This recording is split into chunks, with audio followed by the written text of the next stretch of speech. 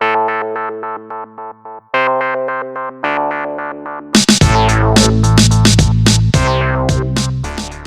Lego fans, it's Andy here. Thanks for taking me along. Today, let's talk a little bit about this new building we've got in the city here. Check it out. It's a new modular building. Of course, you won't find this on shelves and you won't be able to buy it retail because this is a rebrickable model. And if those of you that are not familiar with rebrickable, it is a website basically where people take all their ideas about whether it's a completely brand new mock or basically where you can take the parts from one set, make it into another thing, or take two of them sets and make it into a brand new building. So that's basically what this is. You can purchase the instructions on the site, rebrickable.com. A mock between two sets of the Cozy House, the 3-in-1 Creator Cozy House set. I'd love to give you rating reviews about it, but there was some problems during the build. Let's get a closer look at it.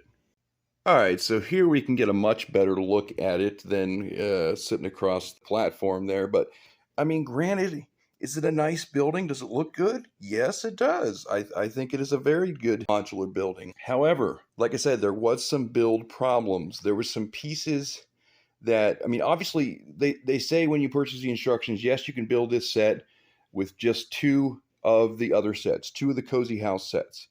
But I found that some of the parts that were required were not in the two sets. So I had to pull parts from my own inventory to finish building. I mean, that's not a huge deal when you have an inventory like I do that you can just pull from. But somebody that's expecting to build this completely out of just the parts from those two sets is going to be a little bit surprised there.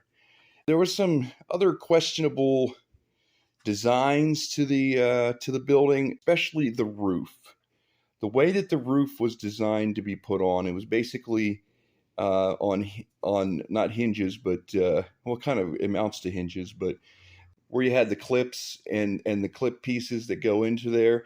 It was just the way that the roof angle underneath the plates that are on top just wasn't the right angle, and it was a really hard time getting the plates to go on top there. Nevertheless, we got it done, and I think it's a pretty good looking building. It's got it's basically like half of a modular building. I mean, it's 2-story, good looking front side with the flowers and the walkway, the blue door, and then I thought this part usage right here was pretty cool above the door. Yeah. And then got a nice little window over here. I like the use of the candlesticks for the post around the window. That was something I did appreciate. They did the same thing there on the top windows too.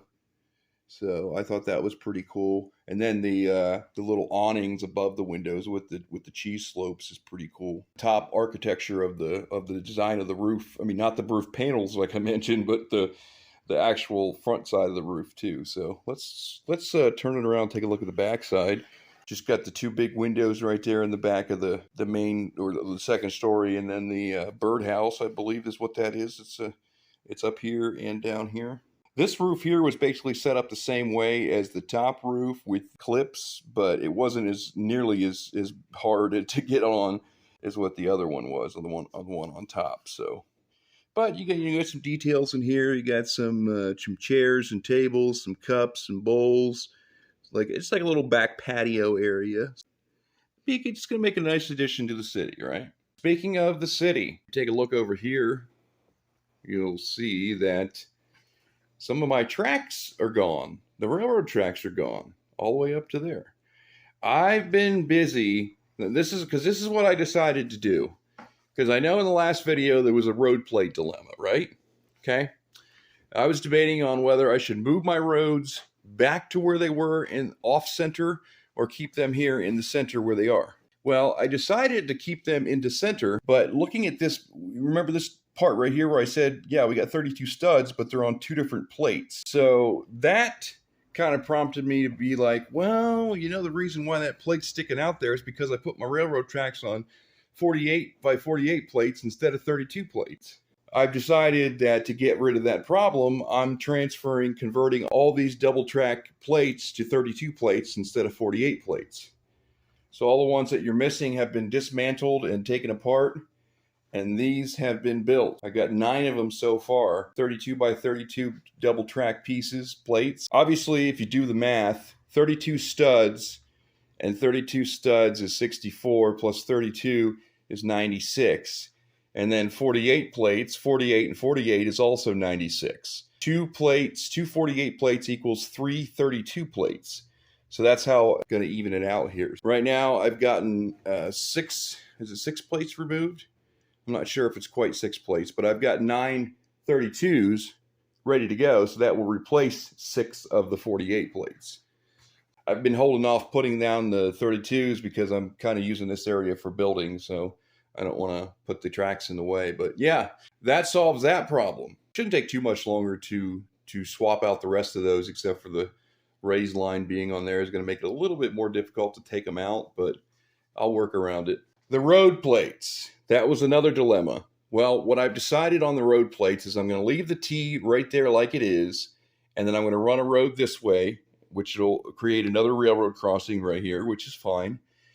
And then the straight part, I still want to put my lake or pond in this area over here. So this road will either dead end into that lake or pond, or I will build a bridge, possibly even over top the lake or pond with the road. I don't know. It's probably leaning towards more of being just a dead end. Maybe I'll even create another T plate or corner plate or whatever, just so, so it's not a straight dead end. But either way, it's probably going to end up dead ending into the body of water. We'll see what happens on that.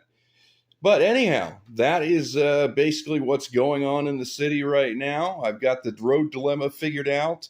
Got a new modular building added to the city. I've got more buildings that I'm planning on building from rebrickable.com as well.